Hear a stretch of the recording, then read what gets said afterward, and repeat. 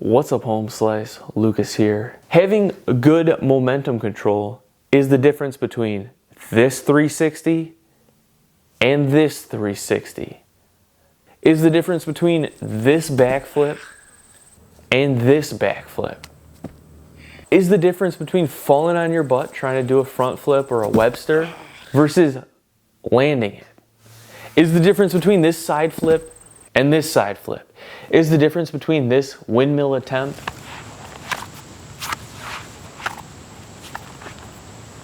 and this windmill attempt. Is the difference between this kip up and this kip up.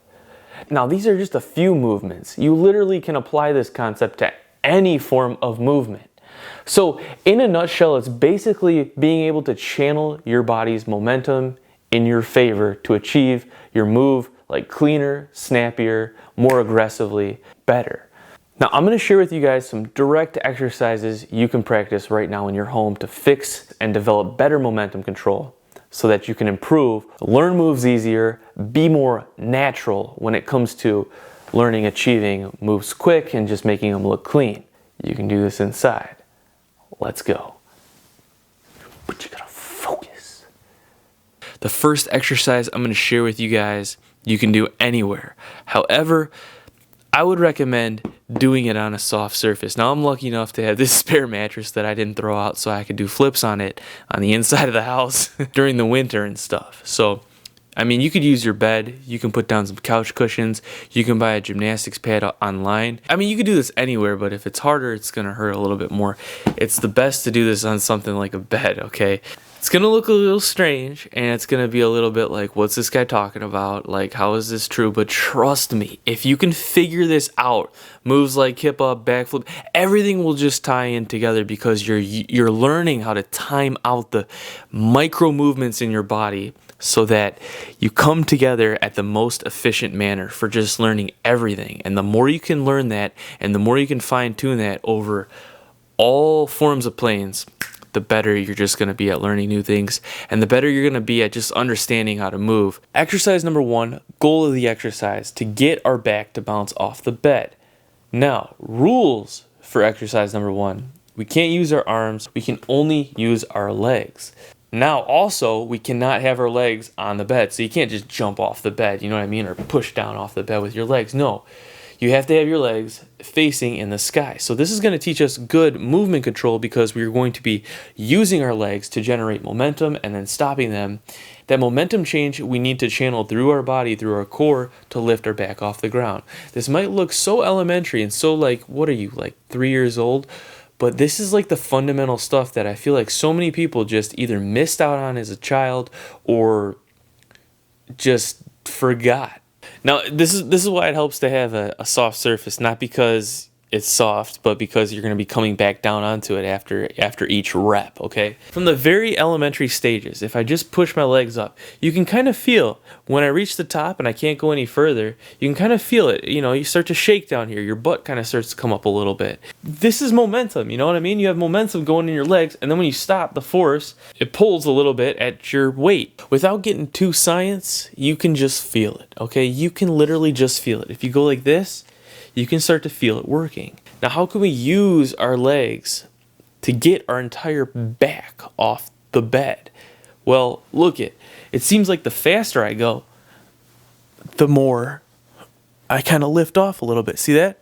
Also, something to note is if I'm more like loosey, like this, like just not timed out right, or just like like that, or slow at the top, or just kind of like wheel off like that, it just doesn't work as well. If I'm quick and I'm snappy and I'm precise like this, it starts to work. We start to lift off.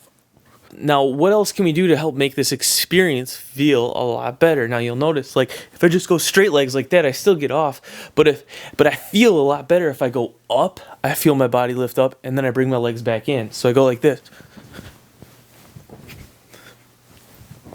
See that? Boom. I mean, think about it. This is like Kip Up 101 right here. This is the step everybody misses because it's hard to explain. People trying to learn the Kip Up, they're like, okay, I got to put my hands here. I got to do this. I got to do that. And they try to arch like that and doing all this weird stuff. Man, if you can just take a second to just like kind of get, you know what I mean? Just kind of get that down. Get that down. Boom. You know what I'm saying? This is why momentum control is so important. Now that I showed you kind of how to do it good, try to do this with me. Do like 10 reps trying to make each and every bounce a little bit higher, a little bit snappier.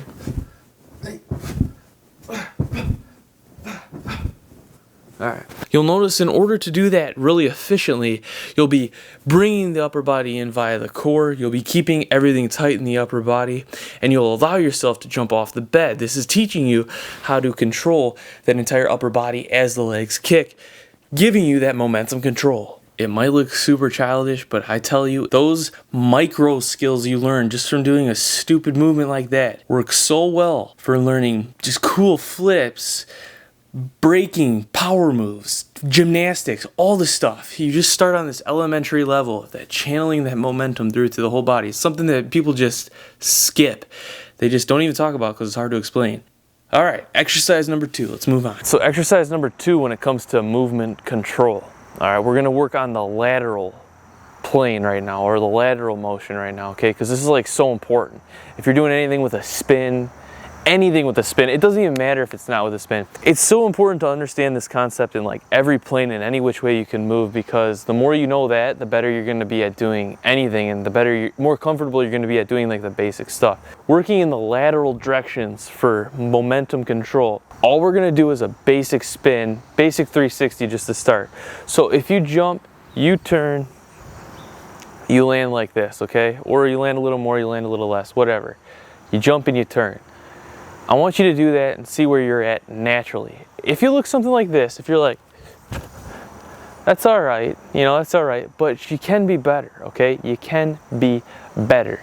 You can understand what it takes to bring your momentum more towards your center so that you spin faster. And not just spin faster by like the concept of spinning faster, by like the physics, oh, I got the math down, I got the physics, but by honestly timing everything out, those micro movements, so you actually spin faster. Because if I jump and I bring my arms in, I will spin faster, but watch the difference. I can jump, bring my arms in, I can spin faster like that. I can spin a little faster, you know, rather than this. But watch this, there's a difference.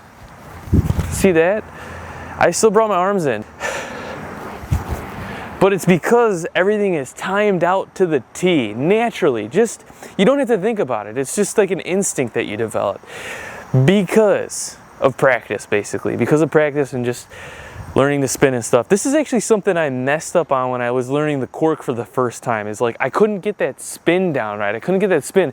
I was thinking too much about the physics, about the method, about this, that, the other thing. But if I would have just maybe did a few 360s like this, you know, and got that fast movement down, I might have been so much better off. Once again, what's the difference going on here? Is we jump up, we bring our arms in. So we jump up, we bring our arms in, we bring them close in to increase that momentum, but you also need to time out the jump and the twist so that you're spinning quick. And you feel this like force. If you were wearing glasses, it would pull your glasses off your face. So put a pair of sunglasses on that are kind of loose, and if you do this right, it should pull the sunglasses right off your face. Start with your simple 360, start it how you do it, right? So say you do it like that, you're like, whoa, okay, well, man.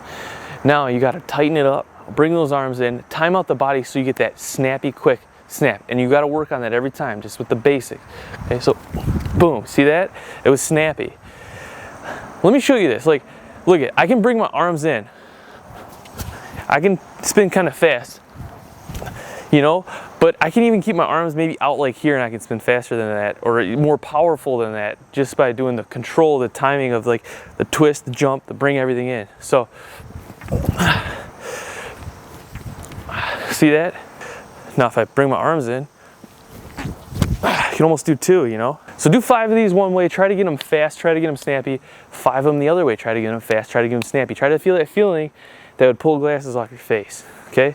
Other way. Bad momentum control example the other way, so, okay, see like that? Better. Now try to do good. Yeah. See that? I'm like flying. You don't even have to jump that high. If you just tighten up right, you'll spin better. See that? Didn't have to jump that high.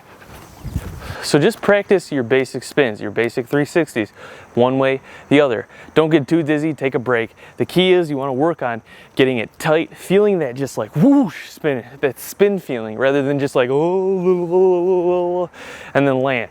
You gotta be like fast, okay? So work on that as much as you want. Work on that first one as much as you want. Now let's move on to the third one, most basic one, the easiest one, but still very important. Yo, bro, there's a hot grill in the backyard. Third and final exercise, you're gonna think about your jump, your basic jump, but instead of just thinking about using your legs, because that's like, you know, we all kind of understand that, hopefully. You know, you use your legs to jump, right? That's very good. I want you to do that. But we're doing top to bottom here, which we're going to work on is we're going to work on using our arms. So to start, what you can do is you can bring your arms up, just like that, bring them up. Bring them up. You'll notice you kind of feel momentum. Now bring them up and stop them. Stop them before they get way up there and you like, you know, dislocate your elbow, okay? Stop them like right up there. Just stop them. Stop them. You can kind of feel momentum. It lifts your shoulders up. It lifts the core up a little bit. Now as you warm up, go faster and faster, moving them up and bring them down. And you'll notice you'll start to feel like you're almost lifting off the ground. This is good. This is what we want. You're working on stopping that momentum and using that momentum of that force that was going to continue to go up in the air. Stops now. So it's got to, you know, that force has got to go somewhere. So it pulls the rest of your body with it. And as this happens, you want to focus on keeping your core tight, keeping your legs controlled, everything controlled so it goes with that momentum in an efficient manner, almost like a spring. So much to think about, but just do it and just feel it. Because you can just physics yourself to death, you know, just thinking too much. This is like instinct that you just are gonna basically learn by just repetition, practicing this and moving. Now I might be kind of jumping a little bit, I might be bringing my core in a little bit. That's okay. You can even jump a little bit off your toes as long as you feel that force lifting you up. See, I'm jumping a little bit, but I feel that force going through my arms, through my body, through my core, through my legs, kind of lifting me up. I'm jumping a little bit. I'm bringing my legs up.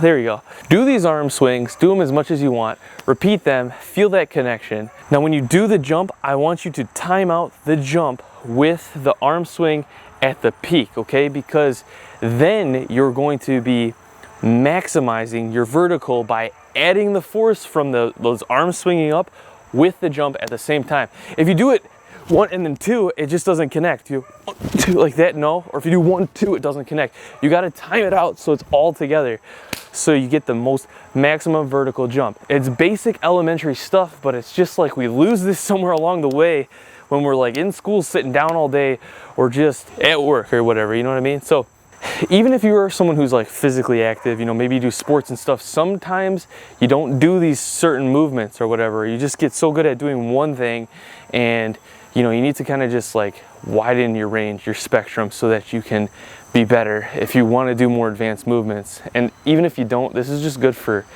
everything, even the sports. Now to add to that, you can throw a tuck in there, okay? So jump up and then tuck without flipping. This just kind of gets everything together. So you jump up, you use your arms, and when you tuck, it shows that you have control after you left the ground, okay? So when you bring those knees up, you have control after you left the ground. So boom, boom, see that?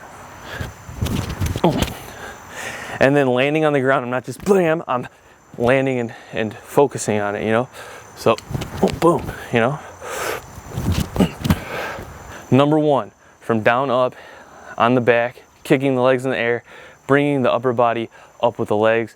Number 2, laterally going side to side with the spins. And number 3, the basic arm swings combined with the jump, working on channeling that connection from your fingers to your toes, toes to your fingers, side to side, this way, that way. Seriously though, if you're struggling with like rotation, timing of the jump, if you're trying to like, you know, learn breaking moves, gymnastics, anything, and you're just not feeling connected with your body, like you're feeling off, like if you're floppy, you're flopping to the side, you're flopping forward, you're flopping backwards, your flips aren't snappy, you're not feeling confident, work on these exercises, Focus on momentum control. It'll make all the difference. Thank you guys so much for watching this video. I hope this made sense. It's a little bit more of an abstract concept, or maybe not. Maybe I'm just bad at explaining things, but hopefully I explained it. Hopefully I showed it. Hopefully I showed you guys what I'm trying to talk about. I'm trying to emphasize. It's so important.